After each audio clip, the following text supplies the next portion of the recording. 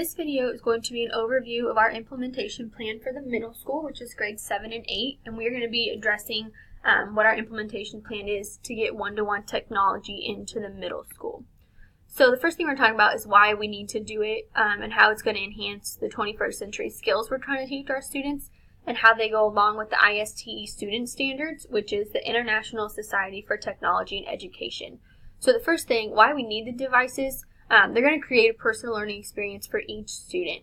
And we say that the teachers will be able to differentiate more easily and effectively, so each student can learn at their own pace. There can be different resources for certain students based on levels of interest or levels of reading or whatever it may be.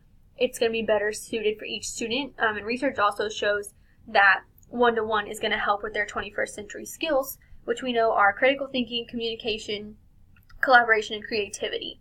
So we're just going to go through those real quick and say how they line up with technology. So critical thinking, the standard includes problem solving and decision making, and a way you could do that through technology is just doing any online research. That's going to involve students having to make decisions about what information is best and why, which is going to pull in their critical thinking. Communication is all over technology. It just involves them interacting with peers according to the standard. So this could be through video or wiki blogs or social media. One example would be a Google form, so you can ask questions and then get responses and communicate that way. Next is collaborations. They have to use digital media environments to work together, not only for their own learning, but for learning of others.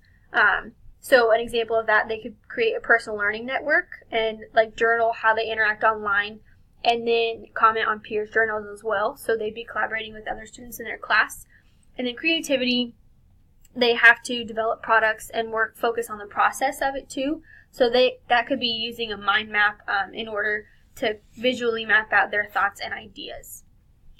The device we selected is a Chromebook. We already have some at the middle school, and the students like them well. The teachers are learning how to use them very well, so going one-to-one with a Chromebook would just better prepare us. They have a long battery life, usually up to 8 hours, which is more than the average school day. They have maximum capability without straining the budget. Most Windows or PCs or MacBooks can be several hundred, up close to $1,000, and Chromebooks range around $200 to $250. And the other good thing is Google apps are available offline. So even if the internet's slow, or if we would allow students to take them home, they could still use Google Docs and Slides and all these websites we are teaching our students to use. What would have to change in the classroom in order for it to be effective? We would stick to pedagogy over technology. So we'd focus on how we're teaching and why we're teaching like we are, instead of just using the technology. So our technology is meant to enhance our education. So the device is adding to the teacher, not becoming the teacher. So one way to do that would be to focus on the SMAR model, which is going to start with substitution, go to augmentation, and then work up to modification and redefinition. So that's going to just continue. That's going to be a strategy we can use to cooperate with the technology instead of fight against the technology. As far as professional development, we would probably talk to our teachers and get an overall census, but we really have two options. The first one is to not do it during school, so they can do them online or through webinars, and then they're doing them at their own convenience. Or the second would be to do it during school, embed professional development into the school, or do conferences so they're not having to do it on their own time. So no matter which one we choose, we would always make sure to have follow-up and see how effective they're being and what we need to do differently. For content filtering and security, we would use the Impero Education Pro software. It's a seamless and innovative blend of online safety, network admin, and classroom management software that's simple to install and easy to use. So it remotely monitors devices. We can see in real time what the students are doing, and that would help us to catch any issues.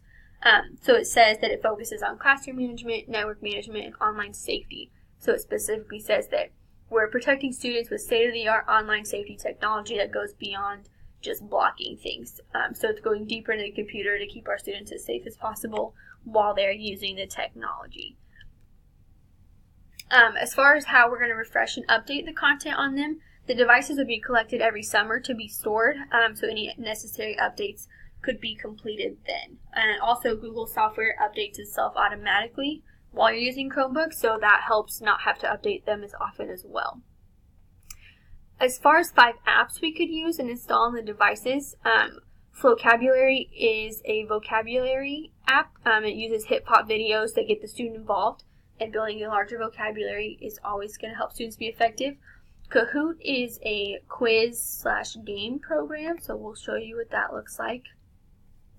This is a video of kids showing how engaged they get when they do Kahoot.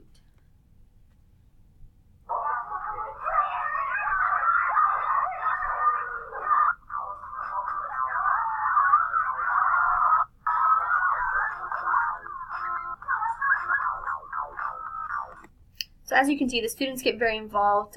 They're paying attention to the quiz. The teacher knows who's engaged and who's not, but it's also very effective. MindMeister is an online mapping tool, so we talked about mind mapping earlier. This allows them to visually see their thoughts and ideas. Voxer is a voice recording app. They can send recordings to parents. They can talk to their teachers about their work, or they can provide feedback to their peers. And then WeVideo allows them to create videos. They can do audio recording, video recording, and then put it together to create projects that way. So overall, all of this is going to enhance their 21st century skills. They're going to be communicating not only with each other in person, but online. They're going to collaborate with peers when they're making videos and taking quizzes. All their research is going to do critical thinking, and then they're being creative throughout all of it. So each of them are getting a deeper personal learning experience for them. We're supporting our already great curriculum by enhancing it with technology, and students are learning basic technology skills, which are going to be essential to them the farther they go through school and when they get out into the work field.